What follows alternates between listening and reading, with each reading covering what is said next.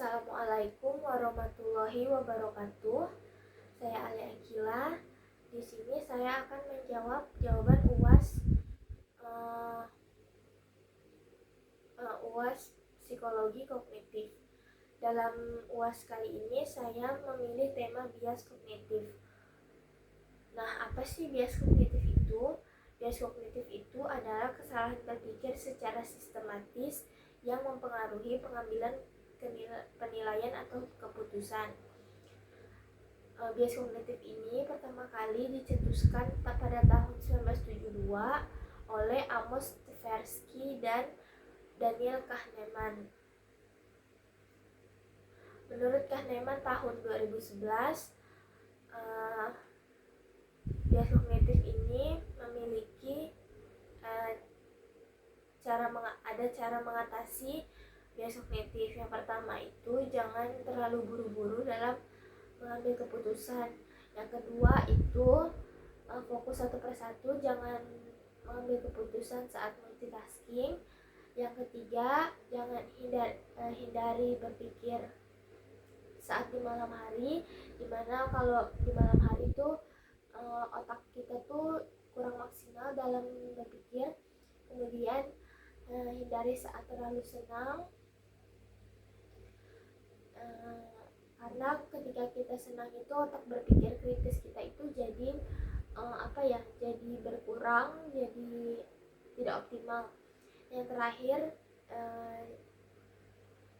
melihat melewati data atau fakta yang ada di lapangan. Kemudian pada kasus Pak Bambang,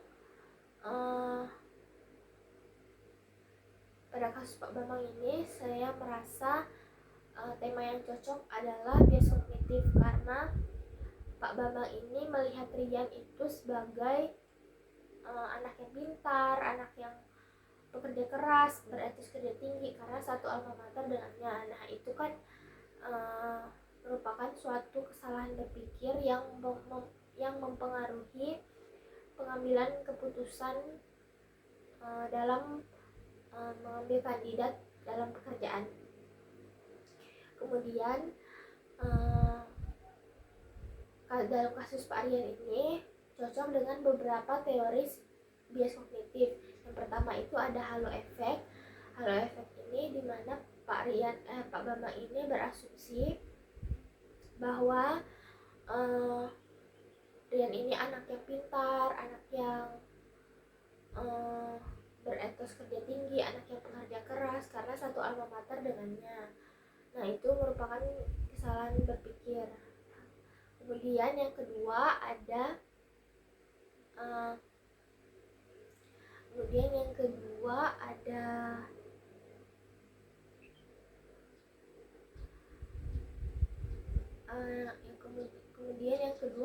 favoritasi kelompok yang sama, di mana Pak Bambang ini menyukai Rian karena Rian ini satu alma mater dengannya. Kemudian yang ketiga adalah bias konfirmasi, di mana Pak Rian ini hanya menanyakan hal-hal yang mudah kepada Rian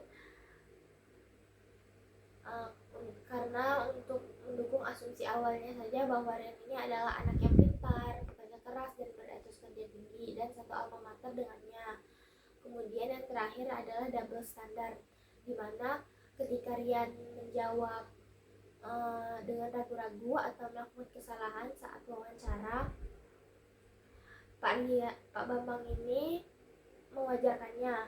Sedangkan ketika kandidat lain melakukan kesalahan atau ragu-ragu dan menjawab, Pak Bambang tidak segan-segan langsung mengeliminasinya. Sekian jawaban dari saya.